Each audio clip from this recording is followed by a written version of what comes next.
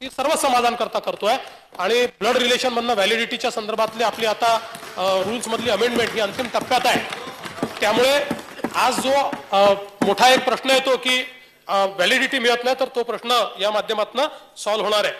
या व्यतिरिक्तही काही प्रश्नांवर त्या ठिकाणी चर्चा झालेली आहे। मी आता सगळ्या गोष्टींचा उल्लेख करत नाही, पण एक गोष्ट त्या ठिकाणी अजून आम्ही अशी ठरवलेली आहे की एक मंत्रिमंडळ उपसमिती अध्यक्ष महोदय या ठिकाणी गठीत केली जाईल आणि या मंत्रिमंडळ उपसमितीच्या माध्यमातून दर 3 महिन्यात ही जी काही हा फोरम तयार झालेला आहे, ज्या वेगवेगळ्या संघटना आहेत, या संघटनांचा जो फोरम आहे त्या फोरम सोबत दर 3 महिन्यांदा एकदा ही मंत्रिमंडळ उपसमिती चर्चा करेल आणि त्या चर्चेच्या माध्यमातून ज्या काही अडचणी असतील, समस्या असतील, त्या दूर करण्याचा प्रयत्न केला जाईल। मला असं वाटतं की साधारणपणे ज्या मागण्या होत्या त्याच्यावर सकारात्मक अशा प्रकारचाच आपण निर्णय त्या ठिकाणी केलाय। छत्रपती शिवाजी महाराजांच्या स्मारकाच्या संदर्भात देखील मी वस्तुस्थिती अवगत केली की त्याचं टेंडर आपण बोलवलं।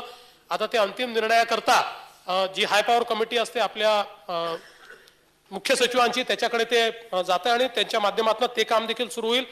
गड किल्ल्यांच्या संदर्भात देखील आपण संवर्धनाला करता निधी दिलेला आहे आणि पहिल्यांदा रायगडाच्या करता केंद्र सरकारच्या आर्किओलॉजिकल सर्व्हे ऑफ इंडियाने आपल्याला अधिकार प्रदान केलेले आहेत आणि त्या अधिकाराच्या अंतर्गत आता आपल्याला त्यांच्या सुपरविजन खाली काम करता येत आहे, त्यामुळे त्या कामाला देखील गती येते आहे। अशा प्रकारच्या विविध मागण्यांच्या संदर्भात त्या ठिकाणी चर्चा झालेली आहे।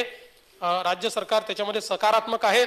मी विरोधी पक्षांचा देखील आभार मानतो की त्यांनी देखील यामध्ये एक सकारात्मक भूमिका त्या ठिकाणी घेऊन संपूर्ण विधानमंडळ हे या मोर्चाच्या बाजूने आहे आणि विधानमंडळ या मोर्चाकरता सकारात्मक विचार करते आहे, अशा प्रकारची भावना आम्ही त्या ठिकाणी प्रगट केलेली आहे।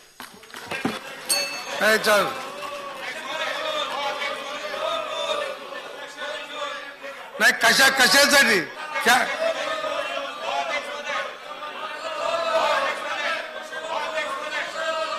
नहीं एक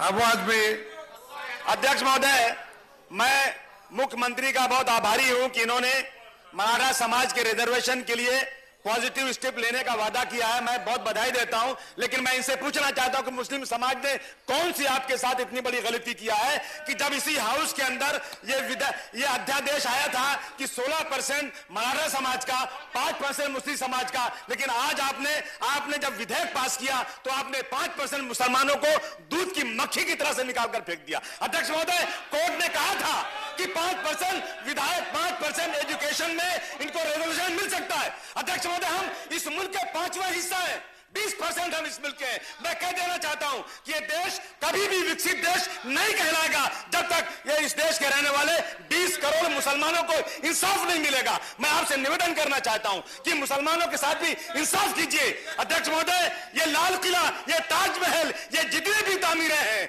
ये जितनी भी तामीरें हैं जिस पे इतराते फिरते हो, मेरे पुरखों की जागीरें हैं। जब मांगा वतन ने खून, बदन का सारा लोहा निचोड़ दिया, लेकिन इतिहास ने लाकर किस मोड़ पे मुझको छोड़ दिया। मैं आपसे निवेदन करना चाहता हूं कि मुसलमानों के रिजर्वेशन। माननीय अध्यक्ष महोदय, आता जसं सन्माननीय सदस्य अबू हाशिम आजमी साहेबांनी सांगितलं, अध्यक्ष महोदय 1-2 मिनिट। अध्यक्ष महोदय, सन्माननीय मुख्यमंत्री महोदयांनी आज मराठा आरक्षणावर पॉझिटिव्ह भूमिका घेतली। आज मोर्चा आला आणि त्या मोर्चाच्या अध्यक्ष महोदय आम्ही सर्वांनी समर्थन केलेलं आहे। अध्यक्ष महोदय, मराठा समाजाला आरक्षण मिळालं पाहिजे याच्यासाठी सुरुवातीपासून आमचं सर्वांचं समर्थन आहे अध्यक्ष महोदय। परंतु मला सन्माननीय मुख्यमंत्री महोदय इथे बसले आहेत अध्यक्ष महोदय, वारंवार शासनाच्या वतीने अशा प्रकारच्या वक्तव्य देण्यात आलेले आहे की आम्ही धर्माच्या नावाखाली आरक्षण देणार नाही। अध्यक्ष महोदय, झी 24 तास रहा एक पाऊल पुढे।